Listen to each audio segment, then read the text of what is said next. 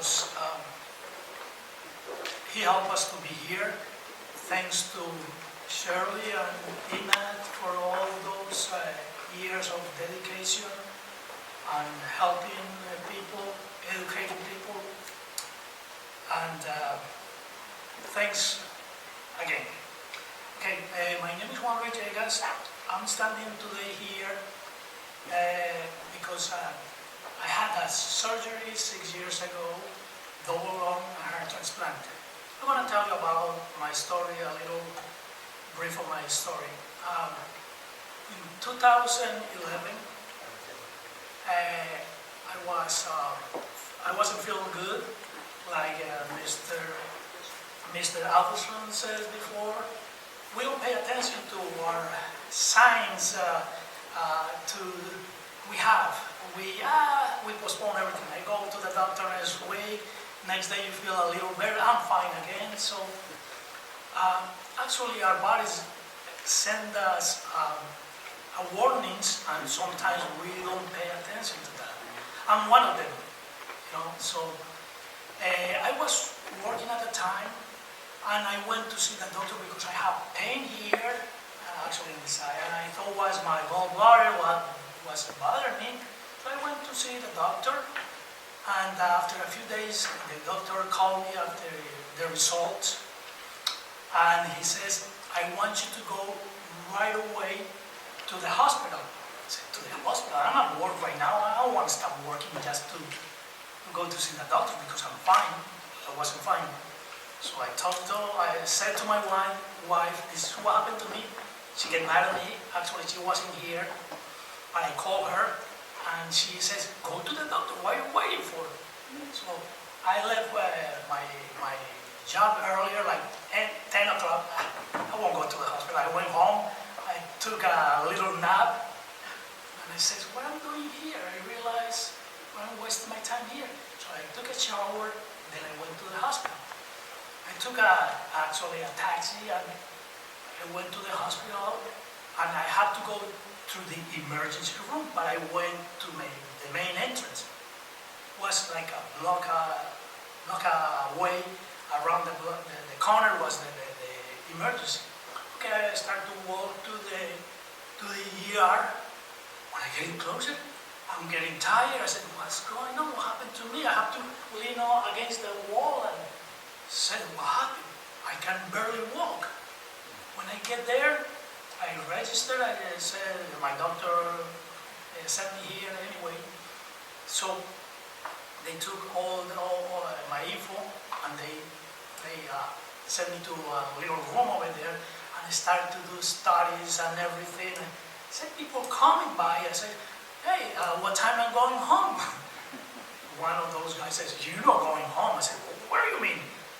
You have to stay here. We're going to send you upstairs. You're going to have a room today. I said, room? So they did an x-ray. Like 20 minutes later, they bring the machine again and says, I know what happened. You're going to do the x-ray again. Yes, we're going to do it. I said, I forgot to tell you, I have dextrocardia. Dextrocardia, I have my heart was at the right side. And if you don't let them know, they think they did they put a plate or whatever, the x-ray, backwards. So they did it again. So they did now it's fine. They make sure my heart was at the other side. So if somebody tried to shoot me, I won't shoot me to the heart. I will make it. But if somebody tried to scare me, he's going to kill me. He's going to kill me. Anyway. After that, I had my first pacemaker. So they did it in my left side. And 2 days later, they say, there's something wrong. After they did the surgery, they put a machine, they call it the machine, actually is to interrogate the pacemaker, the function. So they did it on Saturday. My surgery was Friday. Saturday they interrogate the machine, the pacemaker. So they said to me, you have to go Monday for another surgery because it's not working properly. So they did the new surgery. And anyway, was a hard time because I was retaining fluids and everything. Like he said, Mr. Tony says before, he lose a lot of weight. I lose a lot of weight too because I have one of the reasons I can't even walk is because I have a lot of fluids in my chest, in my lungs, so I can breathe well. So anyway, I had the pacemaker. They had to replace the pacemaker 5 years later. It's supposed to be at least 10 years, but my heart was so bad shape, so I have to send too much shocks, electric shocks to my heart to make it work. It's like a cowboy in a horse with the spurs, you know, to make it work. So the second pacemaker was a pacemaker and then the defibrillator. So I had that one, and I just told Tony, sorry to say like that. And I was driving the car.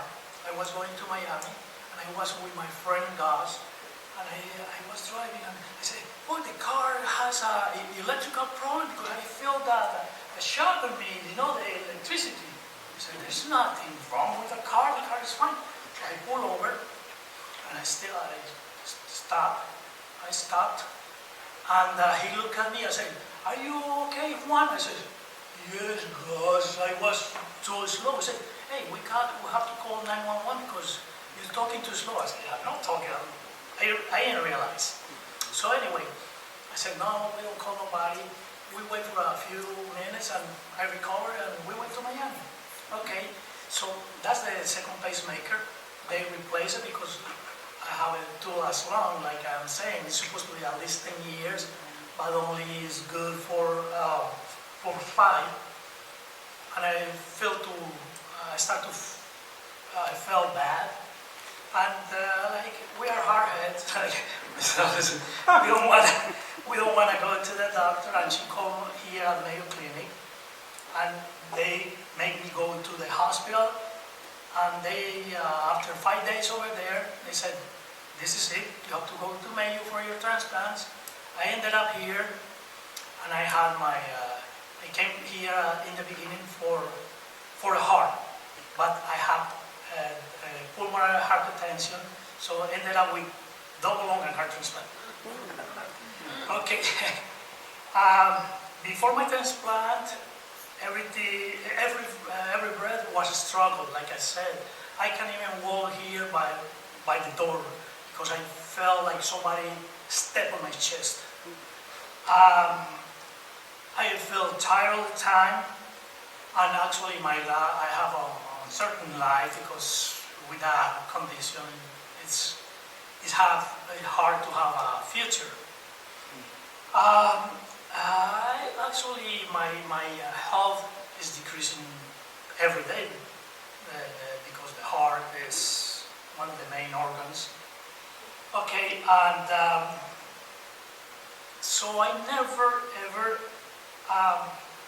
think I'm gonna have to be transplanted.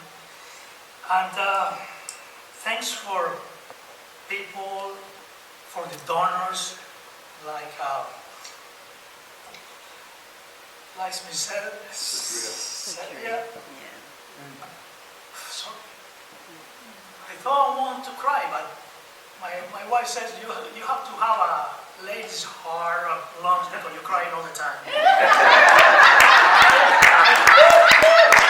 But I believe, because before my surgery, I don't care. She was watching a movie, I don't care. You know, now I'm crying first than everybody. But anyway, thank you for kindness, for your sacrifice, because it's a sacrifice to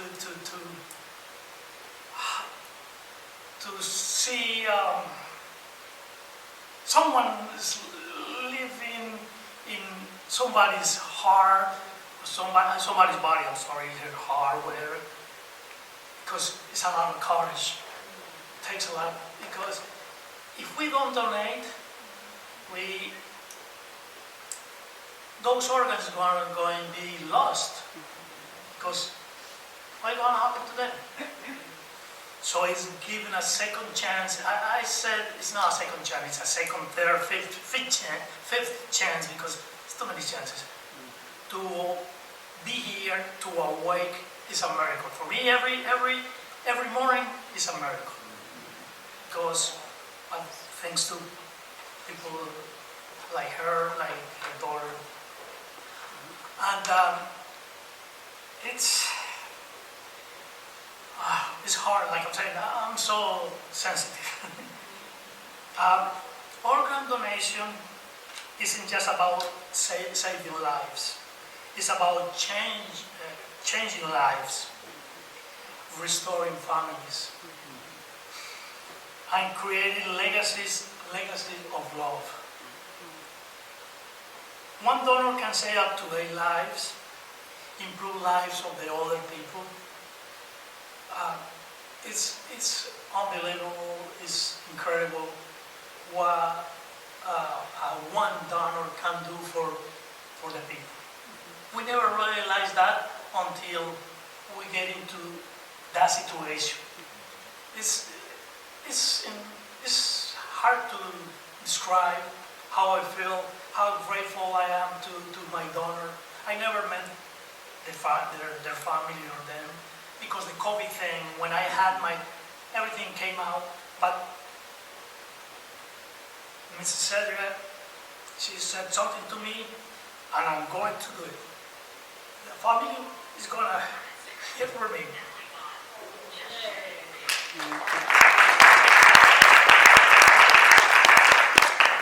Because it's a proof of gratitude, and when she played the video over there, her daughter's heart was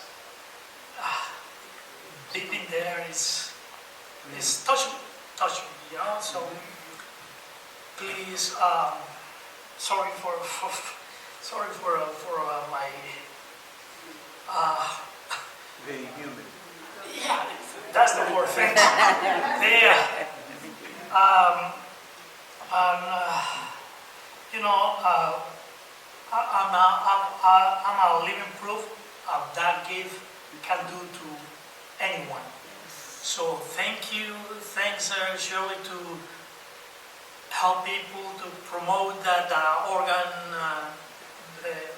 donations. Also for you guys to be good listeners, because you're so quiet. Thank you very much. And thank you, Shirley. Thank you very much. God bless you all.